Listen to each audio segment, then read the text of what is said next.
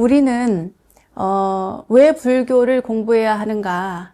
불교가 그동안 어땠길래 이제 와서 불교의 기본적인 이야기들을 이렇게 많이 하는가? 그 이야기를 먼저 시작해 보도록 하겠습니다.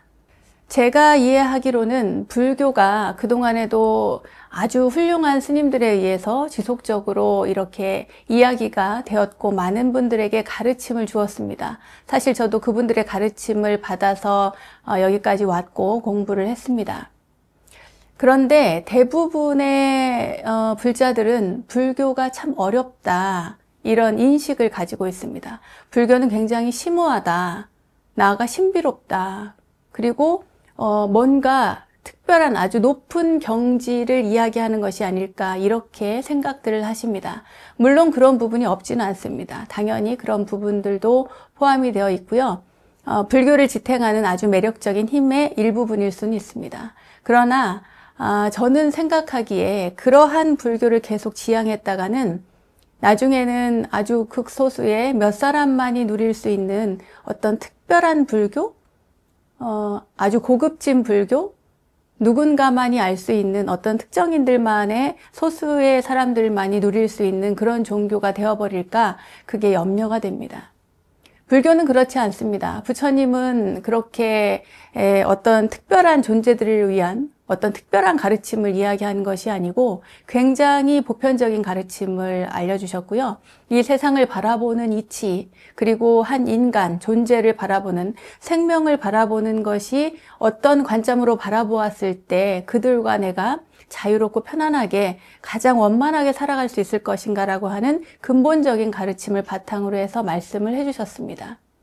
그래서 그동안 많은 큰 스님들, 어른 스님들, 역대 조사 스님들, 대단하다라고 하는 선사들, 그분들의 말씀도 굉장히 소중하고 매력적인데 여태까지 그렇게 해왔다면 적어도 저는, 제가 잘 모르긴 하지만 최대한 쉽게 보통 사람들도, 하다못해 초등학생들도 들으면 불교가 그런 거예요 라고 알아들을 수 있는 그런 가르침을 여러분들에게 드리고자 이러한 이제서야 이해되는 불교라고 하는 책도 쓰게 되었습니다. 불교를 그러면은 우리는 왜 공부를 해야 되는 것일까? 스님, 불교는 뭐 우리가 그냥 기도하고 또 부처님께 뭔가 소망하는 것을 바라고 또 자신이 원하는 것을 이루기 위한 소망처 또는 의지처, 이렇게 해서 살아가는 것만으로도 괜찮지 않을까요? 왜 불교의 교리를 우리가 꼭 공부해야 됩니까? 이렇게 이야기하시는 분들도 있습니다. 그렇죠. 여태 뭐 40년, 50년 이렇게 불교를 모르고 불교의 기본적인 가르침을 모른 채로 절에 다니면서 그저 내 남편 잘 되기를, 내 자식 잘 되기를, 그리고 내 부모님 좋은 곳에 가서 태어나시기를 이렇게 바라는 마음으로 일생 절에 다니신 분들도 굉장히 많습니다. 그러한 분들이 잘못되었다는 것은 아닙니다. 그러나 꼭 그렇게만 불교가 유지되고 존속되어 가는 것은 아니라고 봅니다. 왜냐하면 불교의 기본적인 가르침, 그 가르침을 안 후에 우리가 살아간다면 그 바라는 소망도, 그리고 기도의 힘도, 또 우리가 앞으로 이 세상을 어떻게 살아갈 것인가 하는 데 있어서 그 방향을 명확하게 알고 살아갈 수 있을 거라고 생각하기 때문입니다. 자, 그럼 불교를 왜 공부해야 되는가 조금 더 알아보자면, 불교는 우리가 지금 이 세상을 살아가는 사람들이 고통에 빠져 있다라고 전제하에 이야기를 합니다. 왜냐하면 절에 오는 사람들이 다 뭔가 바라는 바가 있고 정말 기분이 좋고 행복한 일로 가득한 사람들은 사실 절에 그렇게 자주 오지 않습니다. 내 안에 뭔가 불만족스러운 것이 있고 내가 이루고 싶은 것이 있고, 그리고 내 가족과 내 모든 일들이, 내 주변에서 일어나는 일들이 다 편안하게 화목하게 잘 살아가기를 바라는 마음이 전제되어 있기 때문에 절에 옵니다. 그 마음은 조금 더 안전한 삶, 그리고 완벽한 삶, 뭔가 이상적인 삶을 추구하기 때문인 것이죠. 내가 고통스럽게 살지 않아도, 내가 막연하게 나는 행복해 라고 생각하고 살아가는 사람이라도 그것이 평생 유지되지는 않습니다. 언젠가는 나도 모르는 정말 깜짝 놀랄 만한 불행이 내게 닥칠 수도 있고, 내 가족에게 또는 내 부모님에게, 또 내 친구에게, 벗에게, 도반에게 그런 일들이 일어날 수도 있습니다. 그랬을 때 과연 그 상황을 내가 어떻게 극복할 것인가? 그냥 막연하게 부처님 도와주십시오. 부처님 해결되게 해주십시오. 일을 잘 넘어가게 해주십시오. 라고 바라는 것뿐만 아니라 내가 어떻게 처신을 해야 될 것인가? 내가 어떤 마음 자세로 이 상황을 극복할 것인가 하는 가르침이 불교의 기본 교리 안에 담겨져 있다고 저는 생각합니다. 그러니까 그때에 지금 당장 괴롭고 힘들지 않더라도 내가 어려운 상황을 만났을 때 그때에 불교 공부를 한 것이 있다면 꺼내 써서 그 불교 공부의 지식을, 지혜를 꺼내어서 일상에 적용을 하면 훨씬 더 편안하게 극복해 나갈 수 있다고 저는 생각을 합니다. 여러분들께 그런 이야기를 해드리고자 저는 이 불광출판사에서 마련한 이 이야기를 여러분들께 하고자 합니다.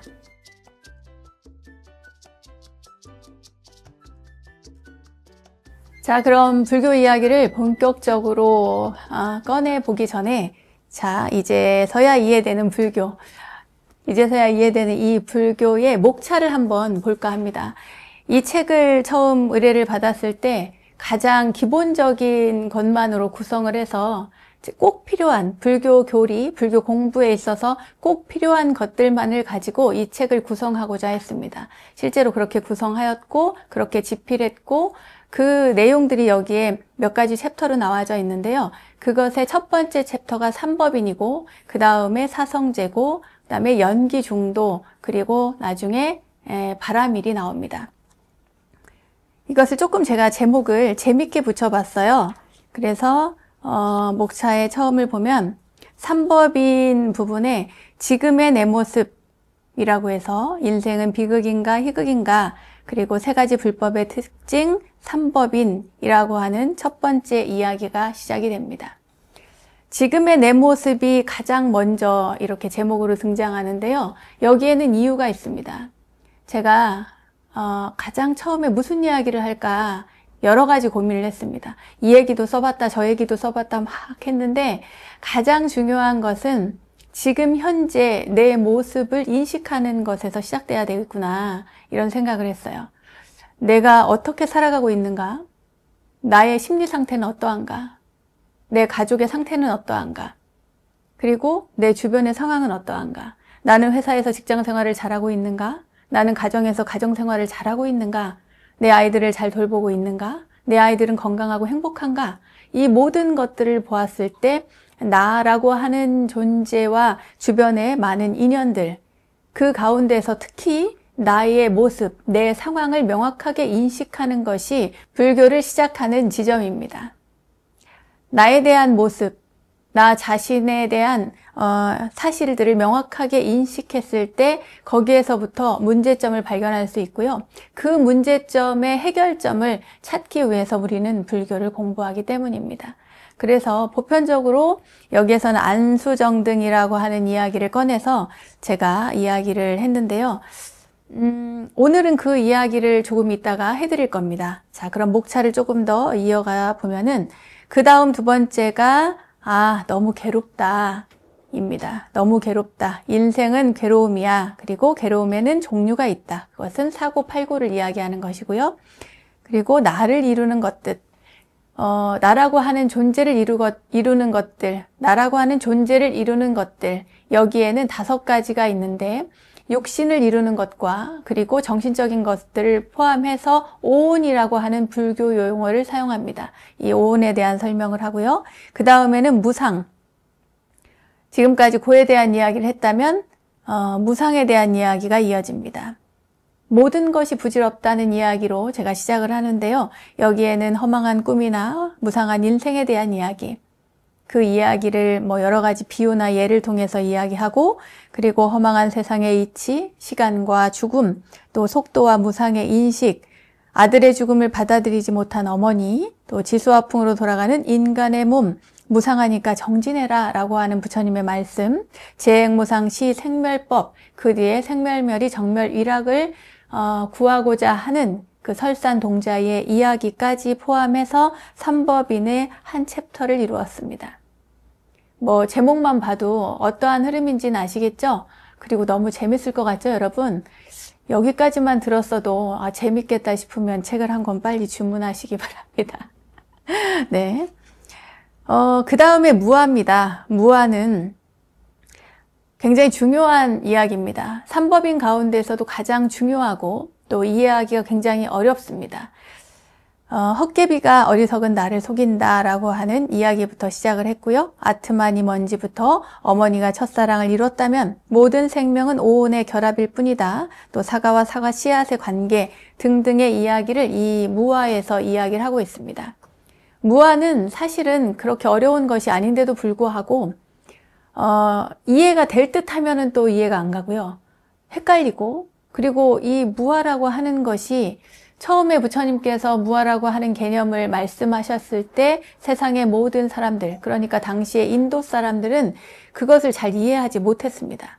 이해하지 못했다고 해서 부처님께서 거기에서 멈춘 것이 아니고 일생을 다니면서 법을 설하시면서 무아에 대한 개념을 여러 가지 방법으로 다양하게 비유로서 설명을 하셨고, 무아를 이해시키는 것에 많은 또 이야기들이 엮여 있습니다.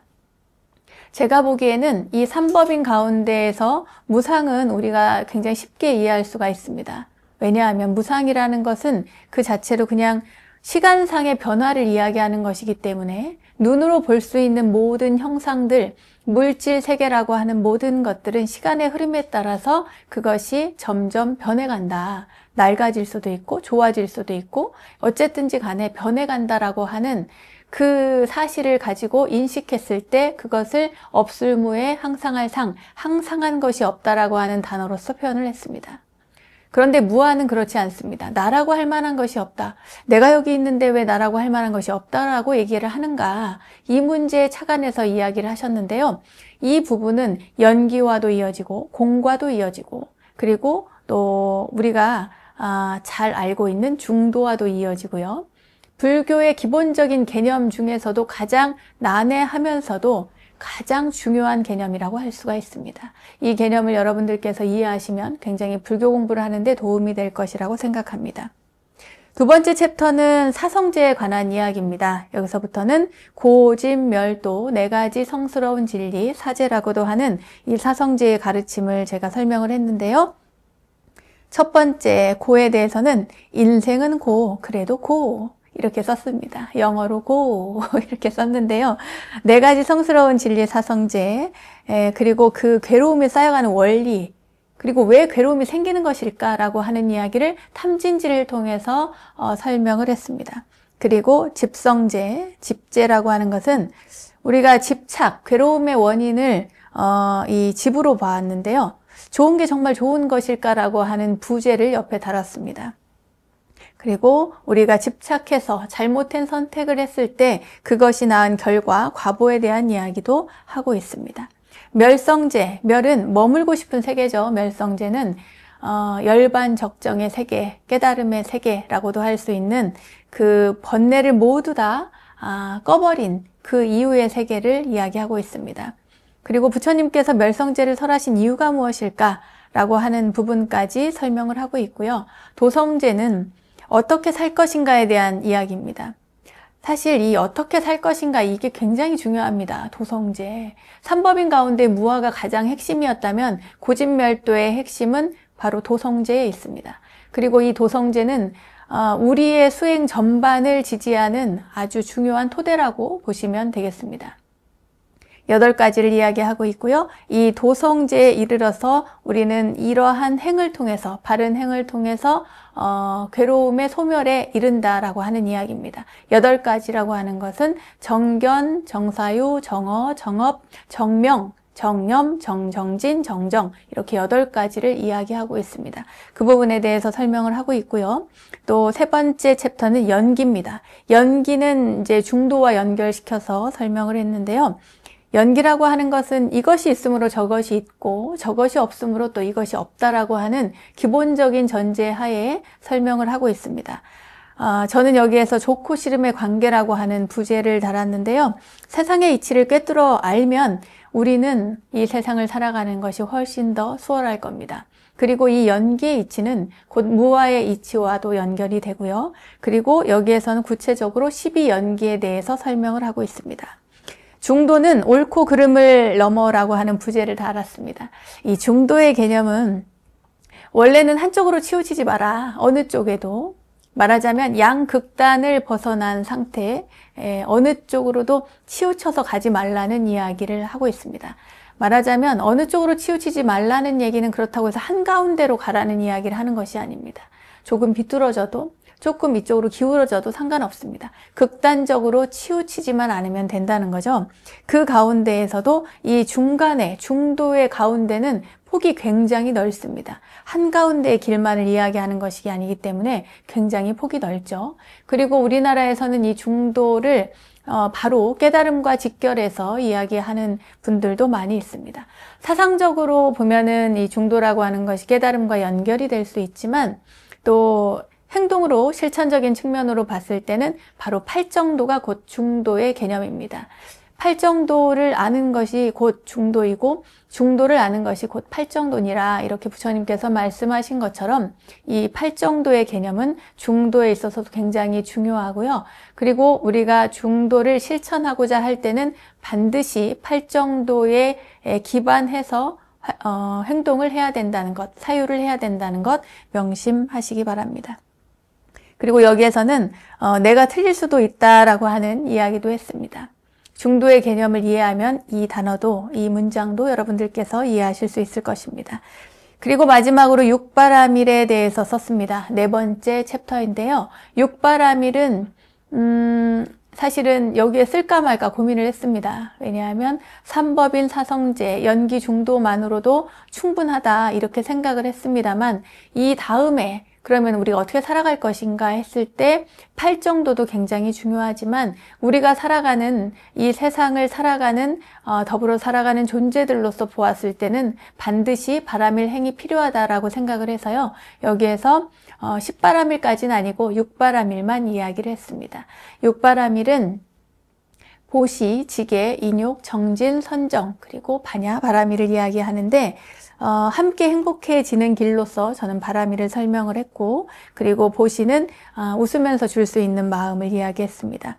가엾게 여기는 마음으로 조건 없이 베풀라는 이야기를 했고 행복의 씨앗을 심는 것이 바로 보시다. 그리고 그 보시를 했을 때 우리는 내 복이 얼마나 될까 궁금하기도 합니다. 왜냐하면 내가 선업을 쌓았을 때 이 공덕이 얼마나 될까 이렇게 생각하는 사람도 있는 것 같습니다. 하지만 그러한 생각, 그러한 상을 냄과 동시에 그 공덕이 많이 줄어드는 것 여러분들 알고 계시죠? 예, 보시라고 하는 것은 거리낌 없이 웃으면서 주고 그것에 대한 보답을 바라지 않아야만 비로소 정말 소중한 우리의 공덕을 쌓을 수도 있고 또 보시의 진정한 마음 자세라고 할 수 있겠습니다. 그 다음에 지계죠. 지계는 저는 보호막이라고 생각을 합니다.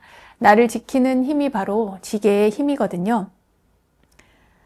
개와 율이 왜 다른가? 어떻게 다른가? 라고 하는 설명도 있고 또 세 가지 깨끗한 계율 삼치정계에 대해서도 설명을 했습니다. 그 다음에 인욕입니다. 인욕. 이 세상을 살아가려면 정말 인욕이 필요한 것 같습니다. 그죠, 여러분? 인욕이 없이 이 더운 여름을 살아낼 수도 없고 어렵고 힘든 시기를 견뎌낼 수도 없고 추위를 이겨낼 수도 없습니다.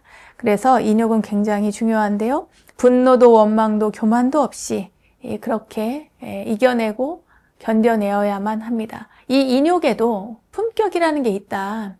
저는 그렇게 생각을 하고 여기에 그런 제목을 달아서 인욕에 대한 설명을 했습니다. 그 다음은 정진인데요. 정진은 육바라밀 어느 것 하나 중요하지 않은 개념이 없지는 않지만 정진은 우리가 놓을 수 없는 부분이라고 생각을 합니다. 인욕이 굉장히 중요하듯이 정진 또한 중요한데요. 정진은 정말 끊임없이 반복학습이라는 게 굉장히 중요하죠. 이 책을 사서 보는 것도 내가 예전에 불교를 공부했는데 들으나마나 잘 모르겠어 라고 생각을 한다면 반복해서 여러분 공부하시고 또 읽으시고 사실 저도 똑똑하다는 얘기를 덜어 듣습니다만 책을 볼 때 보면은 와, 내가 이런 책을 썼나 싶을 정도로 어떤 때는 처음 보는 구절 같은 때도 있습니다. 여러 권의 책을 썼습니다만 언제 누가 어느 책을 읽고 와서 이야기를 하면 아, 제가 그런 글귀도 썼어요? 이렇게 이야기할 만큼 뭐랄까 자주 잊어버립니다. 저도 굉장히 반복해서 보고 책을 볼 때마다 경전을 볼 때마다 처음 보는 것처럼 그렇게 느껴질 때도 많이 있습니다. 여러분들도 열심히 매일매일 반복해서 부지런히 끊임없이 정진한다면 불교에 대해서도 또 이 세상을 살아가는 이치에 대해서도 부처님의 가르침이나 깨달음에 대해서도 분명 명확하게 이해할 날이 오시리라 생각합니다. 그리고 6번째는 선정에 관한 이야기인데요. 선정은 또한 요즘에 명상을 통해서도 많은 분들이 그 선정에 들어가려고 애를 쓰고 있는 것 같습니다. 마음을 고요히 가라앉히면 선정에 들 수가 있습니다. 어디 높은 경지에 이르러야만 선정에 드는 것은 아니고요.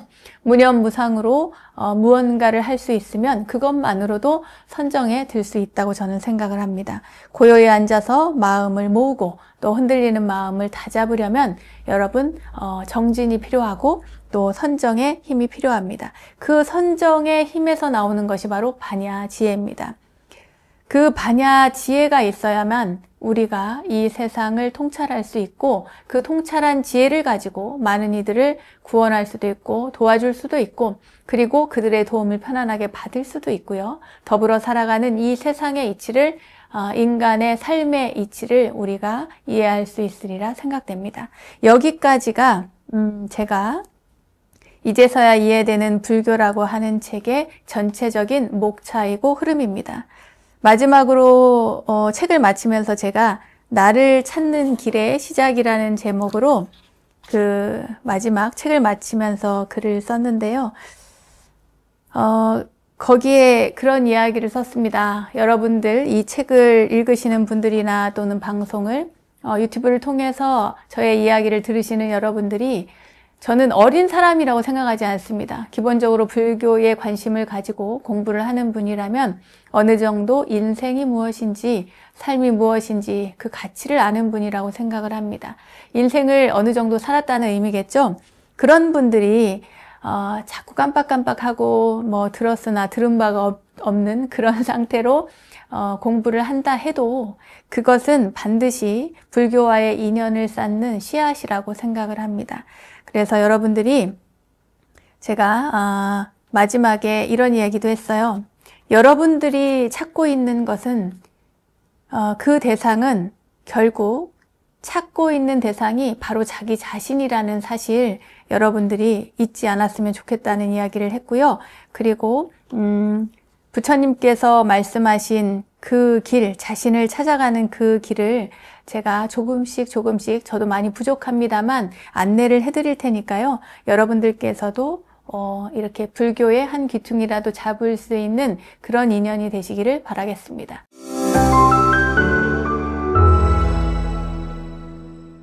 이 책을 가지신 분들은 이미 다 사셨다고 하는 분들은 이 책을 펼쳐서 보시면서 함께 하시면 더 좋을 것 같습니다. 만약 안 사셨다면 한 권 주문하셔서 빨리 마련하시기 바랍니다. 자, 오늘 이야기의 시작은 안수정등에서부터 시작을 해보도록 하겠습니다. 안수정등이라고 하는 것은 굉장히 유명한 아함경에 나오는 비유인데요. 우리의 인생을 이렇게 비유할 수 있다라고 하는 이야기입니다. 광막한 굉장히 넓은 그런 사막에 한 사람이 한 나그네가 이렇게 길을 가고 있었어요. 사막이라고 하는 것 자체가 길을 잃기 쉬운 곳이잖아요. 길을 잃기 쉬운 곳이라고 하기보다는 길을 찾기 어려운 곳이라고 해야 맞겠죠.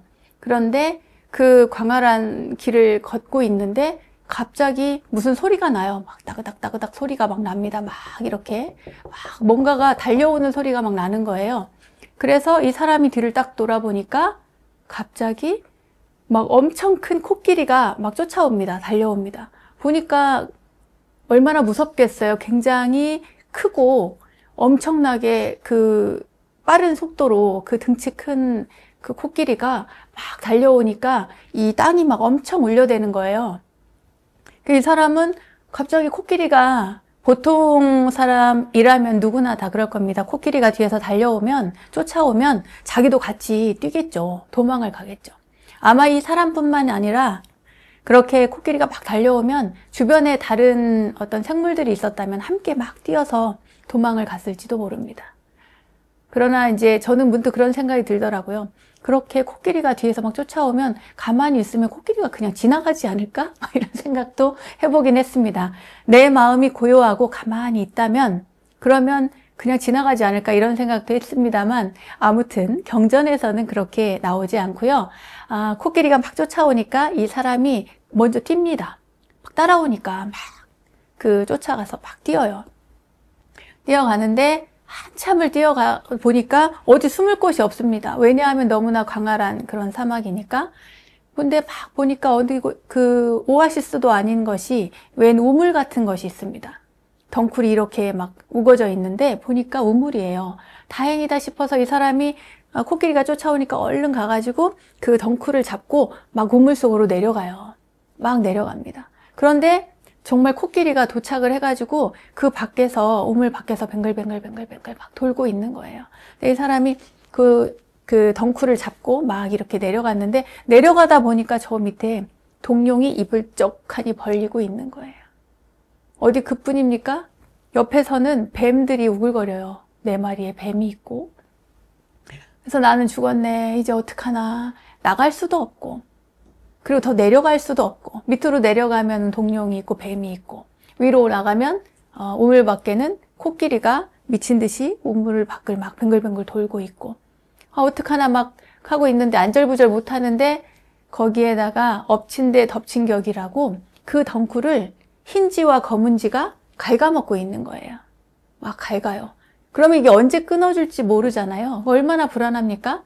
그런데 저걸 어떡하나, 흰지가 갉아먹고 있고 검은지가 갉아먹고 있고 어떡하나 하고 고민하고 있는데 그때 어딘가에서 하늘 천장을 위를 바라보고 있는 자신에게 자신 입으로 꿀물이 한 방울 똑 하고 떨어집니다. 그래서 뭐지 하고 했는데 보니까 꿀물이 또 똑 하고 떨어져요. 일정한 간격으로. 저 위에 보니까 그 우물 옆에 벌통이 있는데 거기 벌집에서 이렇게 꿀물이 한 방울 한 방울 떨어지는 거예요. 그래서 자기가 지금 상황이 얼마나 급박해요. 지금 내가 언제 죽을지 모르는 그런 상황인데, 언제 이 덩굴이 끊어질지 모르는 이 상황인데 세상에 그 꿀이 너무 달콤한 거예요. 그죠? 너무 덥고 지친 여름날 시원한 그 꿀물을 마신다고 생각해 보십시오. 얼마나 시원하고 달콤하겠어요. 마찬가지로 이 사람이 지금 안절부절 못하고 있는 이 상황에 거기에서 꿀물이 떨어지는 거예요. 팔은 아파 죽겠고 덩굴은 언제 끊어질지 모르고 나의 인생이 어떻게 될지 모르는데 내가 여기서 죽을지 살지 모르는 이 상황에 세상에 그 꿀물이 웬 말입니까? 네. 거기에서 우리는 지금 그 상황을 가지고 너무 어리석다라고 생각을 하잖아요. 그죠? 그렇지 않습니까? 제가 말씀을 드렸을 때 그런 뉘앙스로 말씀을 드렸는데 이것을 저는 이제 책 제목에, 앞에 챕터의 제목에 인생은 비극인가 희극인가 하면서 찰리 채플린의 이야기를 여러분들께 꺼냈습니다. 인생은 가까이서 보면 비극이요, 멀리서 보면 희극이다 라는 말로 시작을 했죠. 이 상황을 보았을 때 그 상황을 맞이했을 때는 비극 아니겠습니까? 우리가 이 세상에 태어난다는 것 자체만으로도 비극일 수 있겠죠. 그 상황에 놓여 있다면 누구나 다 비극일 겁니다. 그런데 거기에다 대고 꿀물을 받아 먹으면서 너무 좋아하는 그 사람의 모습을 생각해 봐요. 얼마나 웃긴 일입니까? 그래서 인생은 멀리서 보면 희극이다, 이런 표현을 제가 했습니다. 그런데 이 아엄경에 나오는 인생을 묘사한 부처님의 비유, 이 가운데 여러 가지 어떤 상징적인 의미들이 있어요. 여기에 보면은 말하자면 동룡은 지옥을 이야기한다고 합니다. 그리고 흰지 검은지는 여러분들도 이렇게 딱 듣는 동시에 이해가 가셨죠? 흰지는 낮을 이야기하고 검은지는 밤을 이야기합니다. 말하자면 시간을 이야기하는 거예요. 시간이 똑딱 똑딱 똑딱 이렇게 가고 있다는 거죠. 그 가고 있는 모습, 그것을 굉장히 상징적으로 흰지와 검은지로 표현을 하고 있습니다. 등나무는 무명의 줄, 알지 못하는 어둠의 세계, 코끼리는 죽음을 이야기하고 있고요. 또 우물은 그 우물한 세상, 말하자면 우리가 지금 모두가 우물 속에 사는 우물한 개구리 같은 인생을 살고 있다 이 말입니다. 그리고 네 마리의 뱀은 지수화풍을 이야기하고 넝쿨은 생명줄, 그리고 꿀은 오용락을 이야기한다. 이러한 상징적인 이야기를 여러분들께 시작으로 이야기를 해드렸습니다. 이거는 뭐 우리 인생의 현주소를 명확하게 드러내는 그런 이야기인데요. 언뜻 생각하면 자신을 고통에 빠진 사람으로 인식하는 것이 불행하게 느껴질지도 모르겠습니다만 불행하게 생각되거나 고통스럽게 느낄 수 있어야 사실은 그로부터 벗어날 마음도 일어나는 법이다라는 글을 제가 요 뒤에 썼습니다. 이 이야기를 왜 했느냐, 왜 처음부터 이 이야기를 하느냐, 안수정등이 뭐가 그렇게 중요하느냐, 이러한 의문을 제기할 수도 있는데요. 지난 시간에 제가 말씀드린 바와 같이 우리가 살고 있는 이 현실, 내가 처해 있는 이 현실을 명확하게 인식하지 않으면 알 수가 없습니다. 뭔가를 해결하려고 하는 방안을 모색할 수가 없습니다. 내가 지금 처한 현실이 어떠한가? 내가 지금 어디가 아픈가? 내가 어디에 문제가 있는가? 그런데 이것을 인식하지 못하면 어떤 것도 발전시킬 수도 없고 나을 수도 없고 바꿀 수도 없습니다. 내가 어떻게 처해 있는지, 내가 어디가 아픈지를 알아야 되는 것이죠. 그래야만 내 병의 원인도 찾고 치료도 하고 하는 것과 마찬가지입니다. 그래서 이렇게 내가 살아가고 있는, 인간이 살아가고 있는 이 세상의 모습, 내가 처한 모습을 상징적으로 이야기하고 있는 아함경의 이야기, 비유, 안수정 등을 첫 번째 예로 들었습니다. 그리고 나서 여러분들께 이제 삼법인에 대한 이야기를 이어서 말씀을 드리는데요. 삼법인은 보통 무상, 고, 무아, 그리고 열반적정 이 네 가지를 가지고 열반적정을 빼고 삼법인이라고 이야기도 하고, 그리고 그 부분을 일체계고를 빼고 무상, 무아, 열반적정만 가지고 삼법인이라고 하기도 합니다. 그러니까 이 네 가지가 약간 섞여 있는데 초기 불교 쪽에서는 무상, 고, 무아를 가지고 삼법인이라고 이야기를 하고, 뒤에 대승불교 쪽 후대로 넘어오면 무상, 무아, 열반적정 이 세 가지를 가지고 삼법인이라고 이렇게 이야기를 하고 있습니다. 그러니까 우리는 뭐 불교를 공부하는 사람들이니까요. 이 네 가지를 모두 아는 것이 중요하고, 또 초기 불교에서는 재행무상, 무상의 개념부터 설명을 하고 있습니다만 제가 안수정 등을 먼저 꺼내든 것처럼 이 세상에 처한 나의 현실, 그것을 먼저 직시해야만 불교가 시작된다. 그 직시하는 시점이 저는 고통, 괴로움이라고 보고 있습니다. 그래서 고에서부터 이야기를 시작을 하고 있습니다.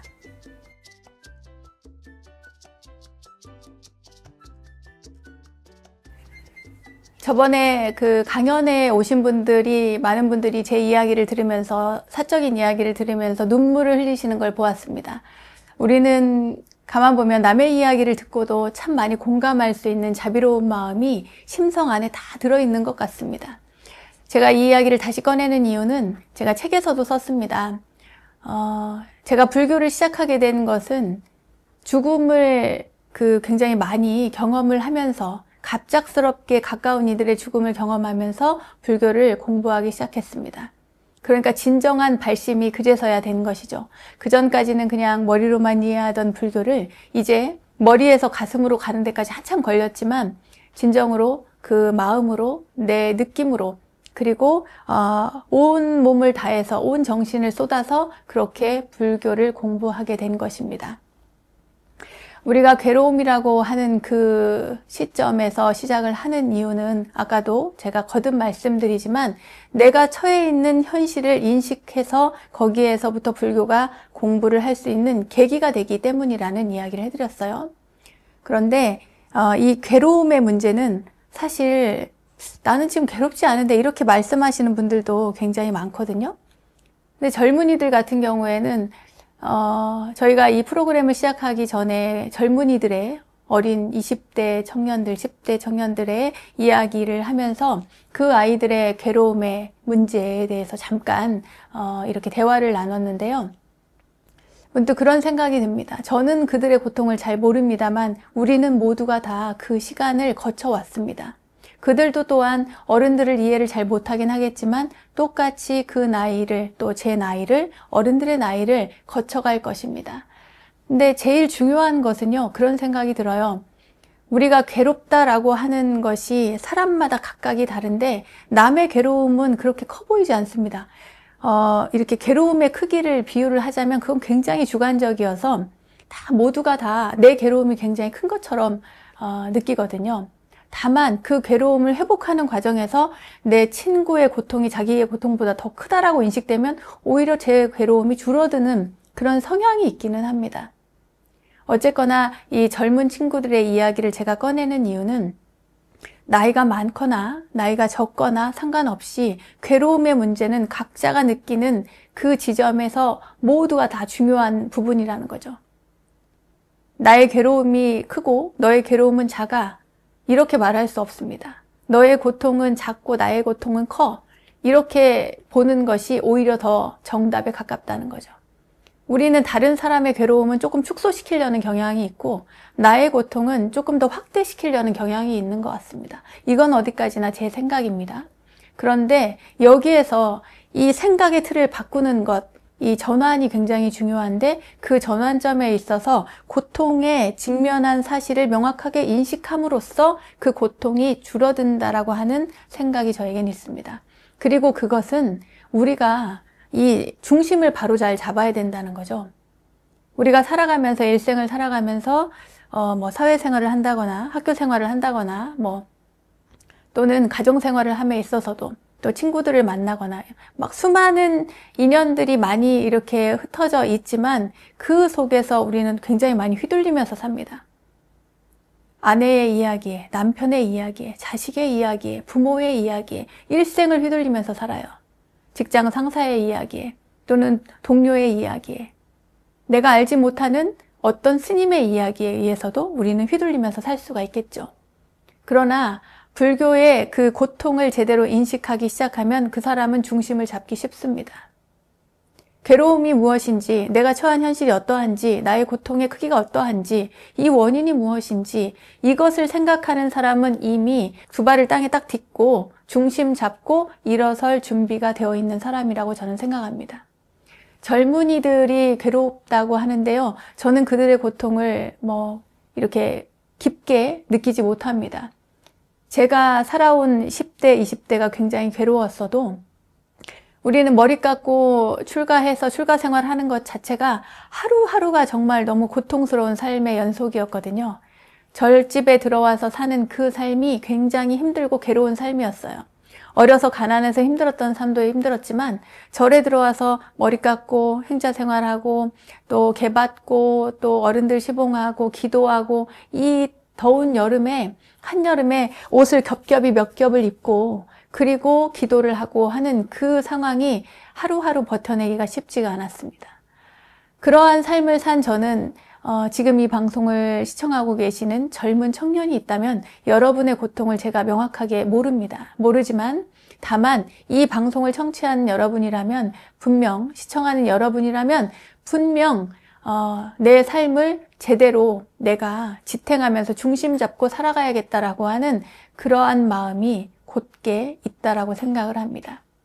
마음먹기에 따라서 달라진다는 것을, 마음먹기에 따라서 인생이 달라진다는 것을 여러분 꼭 명심해서 기억해 두시면 좋겠습니다. 나이 드신 분들은 다 알아요. 체험으로, 경험으로, 그동안의 삶에 내가 느꼈던 고통으로, 그 감정으로 다 잘 알고 있습니다. 그만큼 마음이 중요하고 정신 상태가 중요하다는 것, 그것을 다들 어르신들은 알고 있는데요. 젊은 사람들은 아직 모릅니다. 왜냐하면 너무 많이 감정에 끄달리거든요. 좋아하는 감정에, 사랑하는 감정에. 그래서 상처도 깊고 상처도 잘 받고 힘들어하고 어렵고 괴롭습니다. 그 괴로움을 그냥 이렇게 떠밀어 놓으면 안 됩니다. 이 괴로움이 언젠가 사라지겠지. 몰라. 이것을 잊어버리기 위해서 또는 약을 한다거나 술을 마신다거나 하는 여러 가지 게임에 몰두한다거나 잠만 잔다거나 그러면서 어느 날 우울하다거나 방문을 쿡 닫고 안 나온다거나 이러한 모든 행위들이 자신의 괴로움을 직면하지 않기 때문입니다. 자신이 느끼는 괴로움을 자기가 직면할 수 있어야 돼요. 이것을 뭐 싫다고 해서 외면해 버린다거나 밀어버린다거나 그러면 안 됩니다. 내 방구석에서 내가 이렇게 딱 들어앉아서 일본의 히키코모리처럼 들어앉아서 밖에 안 나오면 그만큼 나의 괴로움은 그 방에 쌓입니다. 내가 안 나오면 안 나올수록, 내가 게임에 몰두하면 몰두할수록, 술을 마시면 마실수록, 무언가에 깊이 중독되면 중독될수록 나의 괴로움과 고통의 깊이는, 크기는 점점 더 불어나고 쌓아진다. 그러니 여러분 정신 차리십시오. 20대 여러분, 10대 여러분, 네, 제가 감히 이런 말씀을 드려 죄송합니다만 정신을 바짝 차리십시오. 만약 방구석에 들어박혀서 내가 괴로운데 뭔가 내 삶을 전환시킬 계기를 찾고자 노력하다가 어쩌다 모르게 이 방송을 시청하게 되었다면 이 방송을 시청하신 여러분 정신 차리십시오. 정신을 바짝 차리고 내 괴로움을 직면하십시오. 내 고통을 직면하면 여러분들은 그 괴로움에서 머지않아 벗어날 수 있을 겁니다. 그 괴로움을 내가 인식하는 것이 그리고 불교의 시작입니다.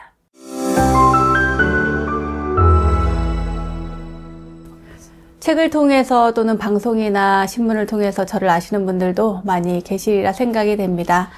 어쨌거나 이렇게 책을 통해서 이제서야 이해되는 불교라는 책을 통해서 최근에 여러분께 인사를 드렸는데요. 이것도 또 인연이 아닌가 싶습니다. 그리고 불광 미디어를 통해서 다시 또 여러분 앞에 이렇게 교리를 가지고 이야기를 할 수 있는 이 기회, 이것 또한 인연이라고 생각이 됩니다. 인연이라는 것은 그냥 자연스럽게 이루어지는 것 같지만 사실은 거기에는 아주 많은 노력이 필요하다고 생각됩니다. 노력을 어떻게 하느냐에 따라서 아주 좋은 인연이 될 수도 있고요. 그리고 나쁜 인연도 좋은 인연으로 바뀔 수 있고 또 어떻게 하느냐에 따라서 정말 많은 변화도 있을 수 있고 달라진다고 생각이 됩니다. 우리가 이렇게 부처님의 말씀을 공부하는 이러한 기회, 이러한 인연은 더할 나위 없이 굉장히 소중하고 귀한 인연이 될 거라고 생각을 하고요. 그리고 이어서 공부를 시작해 보도록 하겠습니다. 오늘은 불교의 세 가지 특징이죠. 삼법인에 대한 이야기를 해보도록 하겠습니다. 이 삼법인이라고 하는 것은 부처님의 많은 가르침, 그러니까 사성제도 있고 중도, 연기 여러 가지가 있는데 그 중에서도 삼법인이라는 것은 말 그대로 법법자의 도장인을 씁니다.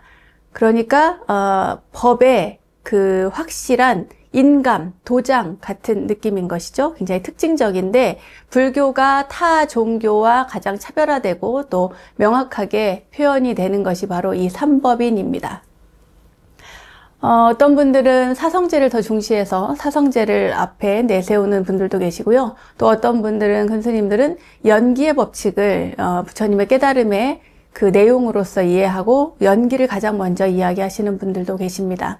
다 맞습니다. 저는 그것이 틀리다고 생각하지 않고요. 다 맞는데 저의 개인적인 생각에서는 불교의 가르침은 이 세 가지 법의 도장, 확실한 그 인감을 딱 찍은 것처럼 불교의 특징을 담고 있는 것이 삼법인이다. 이렇게 이해를 해서 저는 삼법인부터 이야기를 꺼냈습니다. 그리고 그 삼법인은 그럼 뭔가 했을 때 우리가 세 가지를 이야기할 수 있는데 재밌는 것은 삼법인을 얘기하면서 꼭 네 가지를 이야기를 합니다. 뭐냐면요, 재행무상, 그리고 일체계고, 재범무화, 그리고 열반적정 이렇게 네 가지를 가지고 이야기를 하는데 이 가운데에서 앞에 세 가지, 쉽게 말해서 우리가 무상고무화라고 하는 이 부분, 이 세 가지를 가지고 초기 불교에서는 삼법인이라고 이야기를 했습니다. 그런데 후대로 가면은요, 앞에 부분 중에 고의 부분을 빼고 무상, 무화, 열반, 적정이라고 해서 이 세 가지를 묶어서 삼법인이라고 이렇게 이야기를 합니다. 근데 저는요, 네 가지를 다 말씀을 드립니다만 재행무상, 일체계고, 재범무화, 그리고 열반, 적정이 있지만 그 가운데에서도 앞에 세 가지 무상, 고, 무화 이 세 가지를 가지고 삼법인이다 이렇게 여러분들께 설명을 드리고 싶습니다. 여러분들께 이 삼법인에 대한 내용을 간단하게 먼저 더 설명을 하자면요. 재행무상이라고 하는 것은 시간적인 변화를 이야기합니다. 우리가 보통 이야기할 때 사는 게 참 무상하다, 뭐 허망하다 이런 의미로 약간 비관적인 느낌을 가지고 있는 것이 사실인데요. 부처님께서 말씀하신 이 무상의 가르침은 그런 것이 아닙니다. 그렇게 허무주의나 비관적인 것이 그렇다고 해서 뭐 굉장히 나쁘다고 생각하는 것은 아닙니다만, 이 시간적인 변화에 대한 인식을 우리가 무상하다 이렇게 이야기를 합니다. 예를 들어서 여기 있는 찻잔이나 꽃이나 뭐 책상이나 책이나 또 이 방송을 하는 저나 모든 것들이 이 물질로 이루어진 모든 것들은 시간이 경과됨에 따라서 그것은 반드시 변화하게 되어 있다. 이전과 이 방송을 시작하기 전에 저와 지금과 똑같은 모습이지만 아주 미세하게 이 안에서는 세포도 달라졌을 것이고 또 무언가가 변화의 어떤 생각의 변화도 심리적 변화도 수많은 변화가 있을 것이고 책상이나 꽃이나 이 모든 것들도 이 제 눈앞에 있는 것들 또한 아주 미세하지만 변화가 있다. 금방 이 짧은 시간을 가지고는 변화를 잘 못 느낄 수도 있습니다만 이것을 긴 세월, 아주 길지는 않더라도 예를 들어 이 꽃만 해도요, 하루만 그냥 둬보십시오. 이렇게 푹푹 찌는 여름날 이 꽃을 그 냉방 시설 없이 이렇게 더운 날 그대로 두면 내일쯤이면 아마 이 물에 상하고 그리고 꽃도 이렇게 시들고 뭔가 많은 변화가 있을 겁니다. 이와 마찬가지로 시간이 흐름에 따라서 어떤 물질이든 형상을 가진 그 무엇이든지 간에 변화한다. 이것을 무상이라고 합니다. 그래서 모든 것들이 다 무상하다 이렇게 이야기를 합니다. 그리고 일체계고라고 하는 것은 그 무상한 것들에 대해서 우리는 이것이 영원하길 바라고 이 꽃이 조금 더 오래 갔으면 하고 바라지 않습니까? 조금 더 싱싱하게 오래 갔으면 하고 바라고 그리고 내가 마실 물 이렇게 떠다 놓은 물도 이 물이 싱싱하게 또 뭐랄까 미네랄이 풍부한 그 물의 상태로 오래 지속되었으면 하고 방송을 하는 저도 또 시청하는 여러분들도 나의 모습이 가장 아름답고 젊고 또 건강하고 그 상태를 유지하고자 하는 그 바람 그것 때문에 우리는 고통이 생긴다. 이 세상의 모든 것들은 그러한 원인으로 인해서 무상한 것을 거기에서 집착을 하고 그리고 유지하려고 하는 그런 마음으로 인해서 괴로움이 생긴다. 이것을 진리로서 봤습니다. 그래서 일체계고라고 하는 것이고요. 그 다음에 나오는 것이 재범무아입니다. 재범무아는 세상의 모든 것들이 모든 형상이 있는 모든 것들이 다 나라고 할 만한 것이 없다. 이 나라고 할 만한 것이 없다라고 하는 개념에 대해서는 굉장히 난해하다 이렇게 생각하시는 분들이 있는데요. 그렇게 어렵게 생각할 것 없습니다. 재범무아라고 할 때 그 무아는 원래 맨 처음에는 나라고 할 만한 것이 없다라고 하는 게 어떤 신이 부여한 신성의 일환으로서 정체성의 실체 이것을 이야기할 때 그 무언가가 없다. 나라고 할 만한 것이 없다라고 했을 때의 처음의 개념은 아트만이라고 하는 그 무엇, 말하자면 신이 부여한 신의 특징, 그것이 이 안에 남아있지 않다.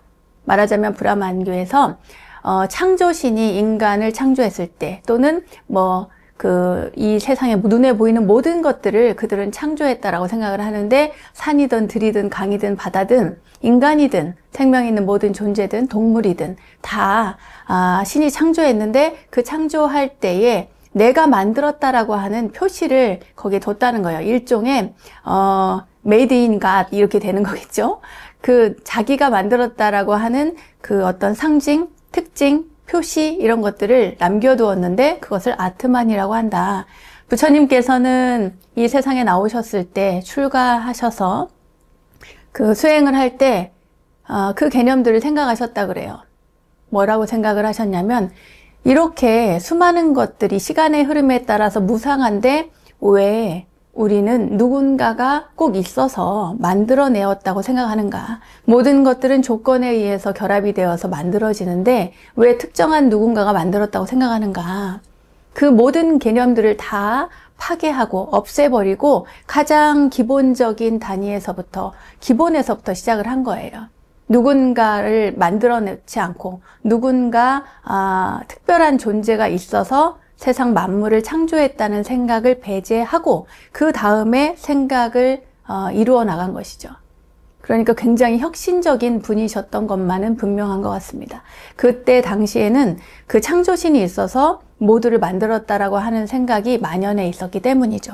어쨌거나 이 세상에 영원히 존속해 나가는 어떤 특별한 정체성을 이루는 개체라는 건 없다. 이것을 이야기하는 것이 바로 무아이고요. 그 무아를 이제 조금 더 확대해서 설명을 하자면, 아까 부처님께서 모든 것들은 다 변화하고 또 서로가 조건에 의해서 이루어지는데 라고 말씀을 드렸잖아요. 그와 마찬가지로 이 세상의 모든 것들은 단순히 하나의 무언가가 개체가 있어서 이루어지는 것이 아니라 모든 것들이 결합되어서 이루어진다라고 하는 내용입니다. 예를 들어서 나무가 한 그루 있다고 봐요. 나무나 꽃이 이렇게 있다, 한 그루가 있다. 그랬을 때 그 나무나 꽃은 전부 땅이 있어야 되고요. 흙이 있어야 되고, 그리고 거기에 물이 있어야 되겠죠. 물을 먹고 사니까 나무에 물이 있고 또 태양이 있어야 됩니다. 그렇잖아요?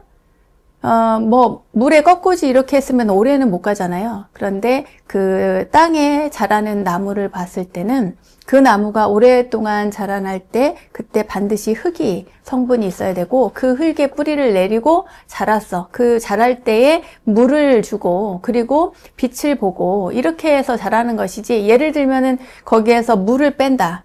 물을 빼고 땅에 태양만 쪼여 있다. 그러면은 그 나무는 나중에 결국 말라서 죽게 될 겁니다. 그렇죠? 또 반대로 흙을 빼고 이렇게 꺾꽂이해서 물에 꽂아 놓듯이 그 나무든 꽃이든 물에만 계속 꽂아놔 봐요. 나중에 되면 이게 다 썩어집니다. 밑에 뿌리 쪽이. 그러니까 어느 것 하나도 단순히 이루어지는 것이 아니라 모든 것들의 조합이 필요합니다. 모든 것들이 필요한 거예요. 그 나무가 성장함에 있어서 필요한 요소들이 있는 거겠죠? 인간도 마찬가지입니다. 부처님께서 유명한 그 불경에 나오는 이야기 중에 유명한 얘기가 있잖아요. 중생이 아프니 나도 아프다. 말하자면 내가 바로 너이고 네가 바로 나이기 때문인 거죠. 우리 모두가 다 서로가 서로 연결이 되어 있고 그의 영향을 받아서 내가 있기 때문입니다. 이러한 방식으로 모두가 다 연결되어 있음, 그리고 인연에 의해서, 결합에 의해서, 조건에 의해서 이루어지는 것들을 우리는 재범무아라고 합니다.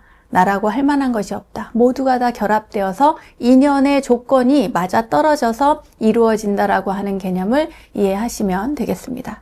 그럼 무상고 무아에 대한 이야기를 조금 더 이어가 보도록 하겠습니다. 제가 아까도 말씀드렸죠. 초기 불교에서는 무상고 무아, 재행무상, 일체계고, 재범무아, 이러한 패턴으로 설명을 합니다. 그래서 무상하기 때문에 괴로움이 생긴다, 이러한 방식으로 이렇게 설명을 하는데요. 저는 조금 다르게 사람들에게 이야기를 할 때 고에 대한 이야기를 먼저 합니다. 무상에 대한 이야기를 먼저 하는 게 아니라 고에 대한 이야기를 먼저 합니다. 그것은 저만의 어떤 해석 방식이에요. 여러분들께서는 왜 스님이 무상부터 시작을 안 하고 왜 일체계고부터 이야기를 하지? 고부터 이야기하지? 이렇게 생각하실 수 있겠는데, 그것은 제가 느끼는 것이 살아오면서 우리가 현실적으로 무상하다 이렇게 느끼는 것보다 너무 힘들다, 사는 게 너무 힘들다, 왜 이렇게 살아야 되지? 왜 나한테 이런 일이 생기지? 나한테 왜 이렇게 괴로운 일이 생기지? 이렇게 하면서 바라보았을 때 참 삶이 무상하다 이렇게 느끼기 때문입니다. 제가 느꼈을 때는 우리가 느끼는 현실 중에 가장 강렬한 것이 바로 고통이기 때문에 저는 이 괴로움의 명제를 제일 먼저 이렇게 설명을 합니다. 자, 삼법인, 그래서 고, 무상, 무아의 방식으로 제가 이 책에서 이제서야 이해되는 불교에서도 고부터 설명을 하고, 그리고 무상 이야기하고 무아를 이야기합니다.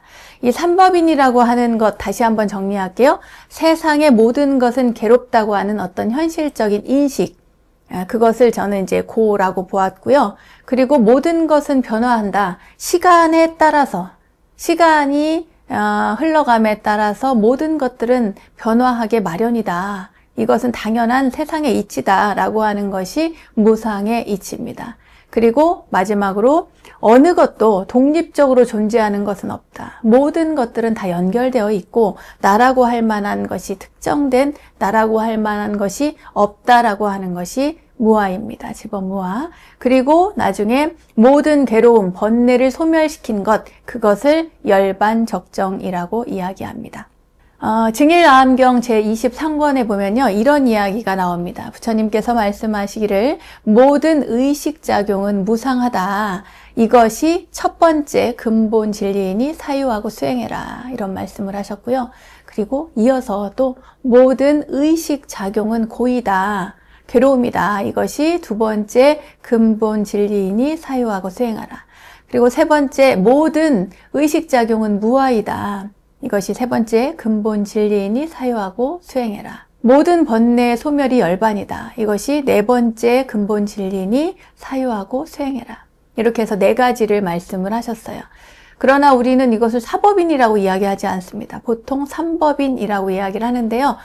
증일아함경에서는 이렇게 네 가지 진리를 이야기하시고 부처님께서 이 네 가지 근본 진리, 그러니까 무상, 고, 무아, 열반, 적정, 이 네 가지 근본 진리를 사유해라. 왜냐하면 그것으로 인해서 태어나 늙고 병들고 죽으며 근심과 슬픔과 번뇌 같은 그 괴로움으로부터 벗어날 수 있기 때문이다. 이렇게 말씀을 하셨습니다. 우리는 삼법인을 가지고 많은 것들을 판별을 할 수가 있는데요. 그 중에서도 삼법인이 특히 중요한 이유는 이것이 부처님의 가르침인지 아닌지 판단할 수 있기 때문입니다. 그 기준이 되기 때문이에요. 말하자면 부처님의 말씀을 이렇게 전하는 스님들도 많이 있지 않습니까? 그럴 때 그 큰 스님이든 뭐 작은 스님이든 할 것 없이 누군가 설했을 때 이 삼법인에 어긋나게 말씀을 하셨다면 그것은 옳지 않다. 이 얘기를 명확하게 알 수 있게 하는 것이 바로 이 삼법인입니다. 어떤 스님이든 절이든 부처님의 가르침인지를 구별하는 그 기준이 바로 삼법인이고 삼법인에 비추어서 어긋나는 말씀을 하고 있으면 우리는 그분이 부처님의 말씀을 그대로 전하지 않고 왜곡해서 전해주고 있다. 이렇게 봐야 한다고 저는 생각합니다.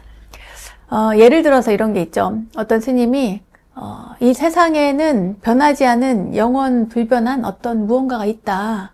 이렇게 가르쳤다면 그분의 말씀은 불교의 가르침이라고 볼 수가 없는 거죠. 왜냐하면 삼법인에 어긋나기 때문입니다. 말이 맞지 않은 거죠.